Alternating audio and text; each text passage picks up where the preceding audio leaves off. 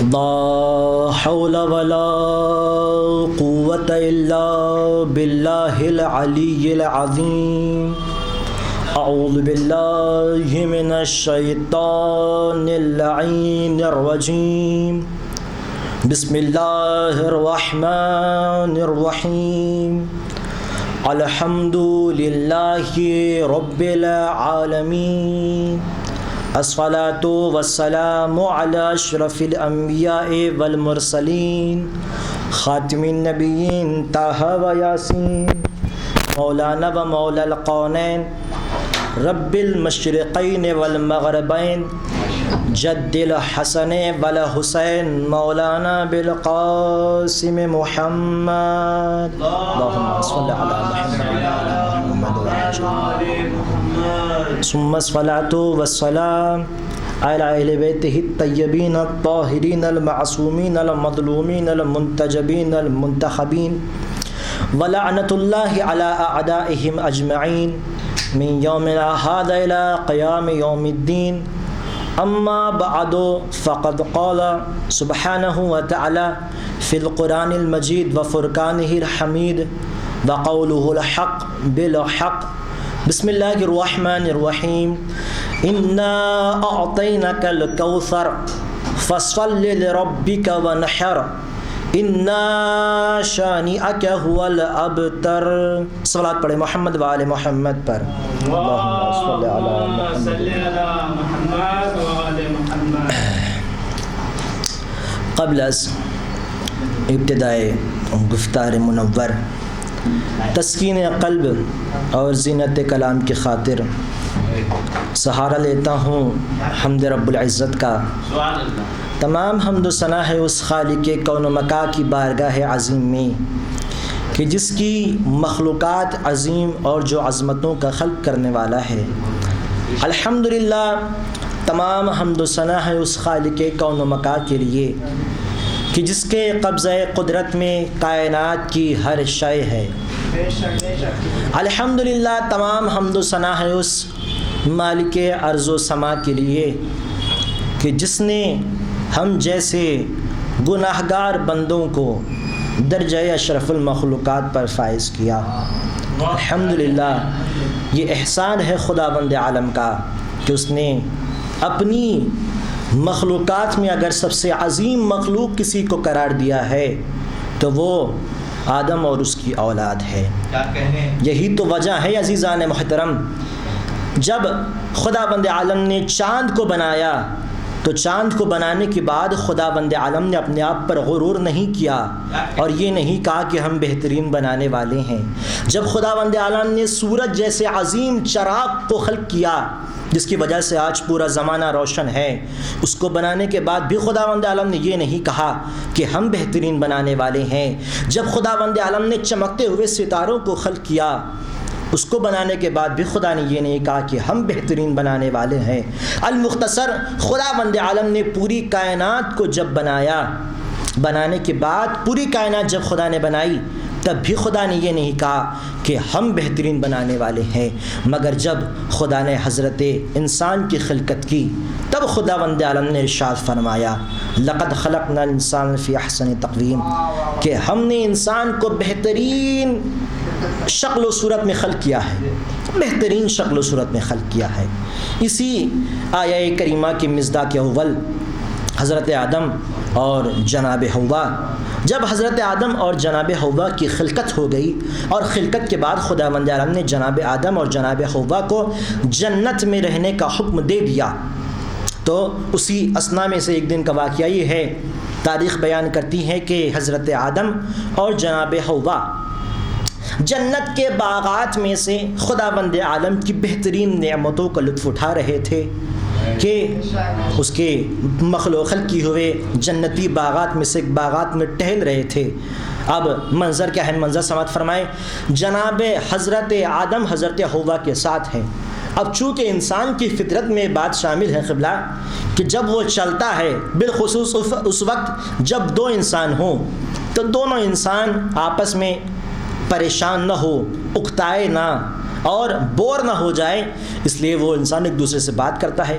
بس یہی چونکہ فطرت انسان یہی ہے، تو حضرت آدم علیہ السلام میں بھی اس فطرت کا پایا جانا لازمی تھا، لہٰذا حضرت آدم اور حضرت حوا دونوں آپس میں باتیں کر رہے ہیں، باغات میں ٹہل رہے ہیں اور نعمت رب العزت کا دیدار کرتے کرتے باتیں بھی کر رہے ہیں، اور باتوں ہی باتوں میں حضرت آدم نے حضرت حوا کی طرف دیکھا، اور دیکھنے کے بعد ایک مرتبہ سوالیہ انداز میں کہا اور تعجب کے ساتھ پوچھا، ارے حوا، تم نے ہماری شکل و صورت دیکھی؟ بھائی ذرا میرے چہرے کی طرف تو دیکھو، میں تمہاری چہرے کی طرف دیکھ رہا ہوں، ماشاءاللہ کیا خوبصورت آنکھیں ہیں، کیا خوبصورت بھویں ہیں، کیا سنہرے بال ہیں یا پھر ریشمی بال ہیں، جو بھی آپ اپنے اعتبار سے تصور کر لیں۔ ایک مرتبہ پھر جناب آدم نے کہا کہ اے حوا، ذرا میری طرف دیکھو، کتنی خوبصورت آنکھیں خداوند عالم نے میری بنائی ہیں، کس قدر کھڑی کھڑی ناک خداوند عالم نے میری بنائی ہے، اور کتنے خوبصورت بال ہیں ماشاءاللہ سے، کیا بہترین تخلیق خداوند عالم نے ہماری کی ہے، کتنی بہترین خلقت خداوند عالم نے ہماری کی ہے۔ اچھا حوا، تمہیں لگتا ہے ہماری شکل و صورت دیکھنے کے بعد کہ خداوند عالم نے ہم سے پہلے بھی اتنی خوبصورت نعمتوں کو خلق کیا ہوا ہوگا؟ اللہ اکبر، قسم خدا کی، حضرت آدم جناب حوا سے سوال کر رہے ہیں، اے حوا، کیا تمہیں لگتا ہے کہ ہم سے پہلے بھی خداوند عالم نے اتنی خوبصورت، اتنی جمیل، اتنی باجمال مخلوق بھی خلق کی ہوگی؟ ایک مرتبہ تاریخ بیان کرتی ہے، توحید یہ سارا ماجرا اپنی بارگاہ سے دیکھ رہی تھی، کتنے میں فوراً خداوند عالم نے سردار ملائکہ کو حکم دیا کہ اے جبرائیل، ذرا آدم اور حوا کا ہاتھ پکڑو اور انہیں جنت کے اس حصے میں لے جاؤ، اور اس حصے میں لے جانے کے بعد ہماری سب سے عظیم مخلوق کا دیدار کراؤ۔ بس تاریخ منظر پیش کرتی ہے عزیزان محترم، جناب جبرائیل سردار ملائکہ آئے ہیں جناب حوا اور جناب آدم کے پاس، بس دونوں کا ہاتھ پکڑا اور دونوں کا ہاتھ پکڑ کر جنت کے اس باغ میں لے گئے جہاں پر خداوند عالم کی سب سے عظیم مخلوق موجود تھی۔ بس تاریخ بیان کرتی ہے کہ جناب جبرائیل نے ایک بڑا سا پردہ اس مخلوق پر سے اٹھایا ہے۔ اب جناب آدم کی نظروں نے جو دیکھا، قسم خدا کی، جناب آدم کی نظریں کیا دیکھتی ہے؟ خداوند عالم کی ایک ایسی مخلوق ہے جو خوبصورت اور جمیل ناقے پر سوار ہے، اور ناقہ بھی ایسا ناقہ جس ناقے سے نور نکل رہا ہے، اللہ اکبر، ایسا ناقہ جس ناقے سے نور نکل رہا ہے۔ اور پھر جناب آدم کی نظروں نے دیکھا کہ ایسی ذات مقدسہ ہے کہ جس سے نور ساطع ہو رہا ہے، نور جمیل ساطع ہو رہا ہے، اور نور بھی ایسا نور نکل رہا ہے جس نور سے پوری کی پوری جنت منور ہو گئی ہے، اللہ اکبر، اللہ اکبر، ایسا نور اس شخصیت کے چہرے انور سے نکل رہا ہے جس نے پوری جنت کو روشن کر رکھا ہے، جس نے پوری جنت کو منور کر دیا ہے۔ بس ایک مرتبہ جیسے ہی جناب آدم نے تمام ماجرا دیکھا، فوراً جناب آدم کی آنکھیں چکا چوند ہو گئی، منہ کھلا کا کھلا رہ گیا، ہوش و حواس پرواز کر گئے۔ بس ایک مرتبہ جناب آدم نے بڑی عاجزی کے ساتھ جبرائیل سے سوال کیا، اے جبرائیل، یہ بتاؤ، یہ اتنی حسین، اتنی جمیل، اتنی بابرکت، اتنی منور ذات کریمہ کون ہے؟ اس کا تعارف کرواؤ، یہ شخصیت کون ہے؟ بس جناب جبرائیل نے جناب آدم کی طرف دیکھا اور جناب آدم کو مخاطب کر کے کہنے لگے، اے آدم، یہ تمہاری نسل سے پیدا ہونے والے حضرت محمد مصطفیٰ صلی اللہ علیہ وآلہ وسلم کی بیٹی جناب فاطمہ الزہرا سلام اللہ علیہا ہے۔ صلوات پڑھیں محمد و آل محمد پر۔ یہ تمہاری نسل سے پیدا ہونے والے محمد کی بیٹی ہے۔ اچھا، پھر ایک مرتبہ اور جناب آدم نے سوال کیا، اچھا جبرائیل، یہ بتاؤ کہ اس شخصیت کے سر پر جو تاج رکھا ہوا ہے وہ تاج کیسا ہے؟ بس جبرائیل نے کہا، اس ذات مقدسہ کے سر پر جو تاج منور رکھا ہوا ہے وہ تاج ان کے شوہر حضرت علی علیہ السلام ہے، ان کے شوہر حضرت علی ہے۔ اچھا، پھر جبرائیل سے جناب آدم نے سوال کیا، اے جبرائیل، یہ بتاؤ، ان کے سر پر جو تاج رکھا ہوا ہے وہ تو ان کے شوہر علی ہے، لیکن ان کے کانوں میں جو بندے لٹک رہے ہیں وہ بندے کیا ہے؟ بس جناب جبرائیل نے کہا، اے آدم، ان کے کانوں میں جو بندے لٹک رہے ہیں وہ بندے ان کے دونوں بیٹے حسن اور حسین ہے۔ اچھا، پھر جب جناب آدم نے یہ تینوں سوال مکمل کر لیے، ایک مرتبہ پھر جناب آدم نے جناب جبرائیل سے عاجزانہ طور پر پھر کہا کہ اے جبرائیل، اچھا ٹھیک ہے، ایک آخری سوال کا جواب اور دے دو، اچھا یہ بتاؤ، کیا خداوند عالم نے ان کی تخلیق ہم سے پہلے کی ہے؟ اللہ اکبر. جناب جبرائیل سے جناب آدم نے پوچھا یہ بتاؤ جبرائیل کیا ان کی خلقت خدا بند عالم نے ہم سے پہلے کی ہے؟ بس ایک مرتبہ میرا دل کہتا ہے جب یہ سارا ماجرا ہوا ہوگا اور جب جناب آدم نے جناب جبرائیل سے پوچھا ہوگا کہ کیا ان کی خلقت خدا بند عالم نے ہم سے پہلے کی ہے، بس ایک مرتبہ جبرائیل نے آدم کی طرف دیکھا ہوگا اور مسکرائے ہوں گے، اور مسکرانے کے بعد جناب جبرائیل نے جملہ کہا ارے آدم تم یہ پوچھتے ہو کہ کیا اس کی خلقت خدا بند عالم نے ہم سے پہلے کی ہے، اما ان کے صدقے میں تمہیں پیدا کیا گیا ہے. اللہ اکبر اللہ اکبر. یا علی یا علی صلوات پر محمد و آل محمد. اللہم صلی علی محمد و آل محمد وعجل فرجہ. بھائی جبرائیل نے کہا ان کی خلقت تم یہ پوچھتے ہو کہ تم سے پہلے خلق کی گئی ہے؟ نہیں، ان کی خلقت تمہارے صدقے میں ہوئی ہے. بس جیسے ہی میری نظروں نے تاریخ میں لکھا ہوا واقعہ پڑھا فوراً میرا ذہن اس بات کی طرف متوجہ ہوا اور میری زبان سے برجستہ جملہ دشمنان زہرا کے متعلق برآمد ہوا. بس میرے دشمنان زہرا کو مخاطب کر کے کہا ارے او دشمنان زہرا تجھے شرم نہیں آتی؟ بغض زہرا میں جل رہا ہے اور زمین پر چل رہا ہے، اما بغض زہرا کے نجس سانچے میں ڈھل رہا ہے اور آسمان کے سائے میں پل رہا ہے. ارے تجھے تو زمین پر چلنے کا حق بھی نہیں ہے. اس نے بڑے بڑے مؤدبانہ انداز میں مجھ سے سوال کیا اما بھیا کیوں ایسے کہہ دیتے ہیں، مجھ سے کیوں کہتے ہیں کہ زمین پر چلنے کا بھی مجھے حق نہیں ہے؟ بس میں نے جواباً کہہ دیا ارے کیا تجھے خبر نہیں اس زمین کی خلقت خدا نے زہرا کے صدقے میں کی ہے، اس آسمان کی خلقت خدا نے زہرا کے صدقے میں کی ہے. ارے جس آدم کے وجود کی وجہ سے آج تیرا وجود اس زمین پر چلنے کے قابل ہے اس آدم کی خلقت بھی خدا نے زہرا کے صدقے میں کی ہے. صلوات پڑھیں محمد و آل محمد پر. صلی علی محمد و جس آدم کے وجود کی وجہ سے آج تیرا وجود اس زمین پر چلنے کے قابل ہے اس آدم کی خلقت خداوند عالم نے زہرا کے صدقے میں کی ہے. اچھا عزیزان محترم میں اپنی گفتگو کی طرف بڑھتا ہوں.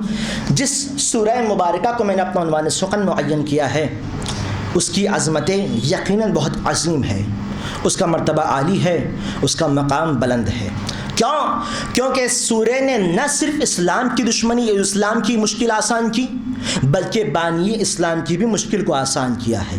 اچھا میری نظر اس وقت مستقبل کے علماء مستقبل کے خطباء کو دیکھ رہی ہیں اور یقیناً ایسے علماء ہماری بزم میں تشریف فرما ہیں جن کی نظر غیر بحر تاریخ میں پیوست ہے. اچھا آپ حضرات جانتے ہیں کہ عرب میں اسلام کے آنے سے پہلے کس حد تک جہالت پائی جاتی تھی، حد درجہ جہالت، اور ابھی بھی آج بھی جہالت پائی جاتی ہے لیکن اتنی نہیں ہے جتنی جہالت اسلام سے پہلے تھی. سنبھلے نہیں ہے عرب وہ الگ بات ہے، لیکن اس وقت عرب میں حد درجہ جہالت تھی. قبلہ بہت جاہل انسان تھے، بہت جاہل افراد تھے، مگر ایسی جہالت کے باوجود تاریخ پیش کرتی ہے کہ عرب کا ادب بڑا مضبوط تھا. ادب مطلب اخلاقی ادب نہیں، ادب بولے تو گرامر والا ادب. ان کا ادب بہت مضبوط ہوا کرتا تھا، بڑا مضبوط ادب تھا. گویا الفاظ کو بدل کر یوں کہہ دیا جائے کہ ان لوگوں نے پوری دنیا میں اپنے ادب کا لوہا منوا لیا تھا، اتنا مضبوط ادب. اور اسی عرب کے ادب میں شعر اور شاعری کا بڑا زور و شوروں سے چلن ہوا کرتا تھا. بڑے عاشقانہ انداز کے شعر کہیں اور نہ جانے کیسے کیسے انداز کے شعر کہے ہیں، لہٰذا عرب شاعری کے عاشق ہوا کرتے تھے. گویا اب لفظوں کو بدل کر اور آپ حضرات کی سماعتوں کی لطف اندوزی کے لیے مثال کے طور پر یوں عرض کر دوں کہ اس وقت عرب کے زمانے میں ایک بہت بڑا شاعری کا دنگل لگایا کرتے تھے، بہت بڑا شاعری کا دنگل ہوا کرتا تھا. اور اس دنگل شاعری میں موجود پہلوان جو شاعر کے شکل میں تھے یہ ایک دوسرے کے مد مقابل زور آزمائی کیا کرتے تھے. اچھا جب کسی کا کلام زیادہ حسین ہوا کرتا، بہت زیادہ مضبوط ہوا کرتا، تو اس کلام کے عوض پھر اس کلام کا جواب کوئی اور شاعر اپنے کلام کے ذریعے سے دیا کرتا تھا. اس طریقے کا مقابلہ عرب کے زمانے میں اس وقت ہوا کرتا تھا. ایک زمانہ اسی اسنا کا اسی وقت کا واقعہ اور بات یہی ہے کہ ایک مرتبہ 7 شعر خانہ کعبہ کی دیوار پر لٹکا دیے گئے. 7 شعر قبلہ، 7 قصیدے خانہ کعبہ کی دیوار پر معلق کر دیے گئے، جنہیں تاریخ نے معلقات السبع کے نام سے ذکر کیا ہے۔ 7 کلام خانہ کعبہ کی دیوار پر معلق کر دیے گئے، مگر ان تمام شاعری کے پہلوانوں میں جو سب سے زیادہ مضبوط پہلوان جو تھا، سب سے زیادہ مضبوط شاعر جو تھا، وہ امرؤ القیس تھا۔ اس کا کلام بہت مضبوط ہوا کرتا تھا، پائے کا کلام اس کا تھا۔ قسم خدا کی کیا لفاظی تھی، کیا قافیہ بندی تھی، کیا الفاظ ہوا کرتے تھے، اور ایک مفہوم تھا اس کی شاعری میں، اور ایک عجب طرح کی کشش ہوا کرتی تھی جس کی وجہ سے لوگ اس کی شاعری کی طرف راغب ہوا کرتے تھے۔ ایسا پائے کا شاعر، اور انہی معلقات السبع میں سب سے اوپر جس شاعر کا کلام ہوا کرتا تھا وہ امرؤ القیس کا شعر تھا، وہ امرؤ القیس کا کلام تھا۔ اور اس کے قصیدے ایسے قصیدے ہوا کرتے تھے کہ جس کا جواب دینا کسی کے اختیار میں نہیں تھا، کیونکہ سب سے بڑا ادیب وہی تھا بھیا، سب سے بڑا شاعر وہی تھا۔ اس کے قصیدے کا جواب دینے کی طاقت کسی اور شاعر میں نہیں تھی، لہٰذا لیکن ایک وقت وہ بھی آیا جب خدا بند عالم نے اپنے حبیب کے قلب مستحکم پر اپنا زندہ معجزہ ان شکلوں میں نازل فرمایا۔ کہا خدا بند عالم نے بسم اللہ الرحمن الرحیم انا اعطیناک الکوثر فصل لربک وانحر ان شانئک هو الابتر۔ اب تاریخ بیان کرتی ہے جب خدا بند عالم نے اپنے حبیب کے دل پر اس زندہ معجزے کو نازل کر دیا، پھر اس کے بعد خدا بند عالم نے اپنے حبیب کو حکم دیا کہ اے میرے حبیب اب اس کلام کو لے جا کر خانہ کعبہ کی دیوار پر معلق کر دو، خانہ کعبہ کی دیوار پر لٹکا دو۔ لہذا خدا کا حبیب خدا کے حکم کی تعویل کرتے ہوئے آیا ہے، اپنے کلام کو لے کر آیا اور خانہ کعبہ کی دیوار پر معلق کر دیا۔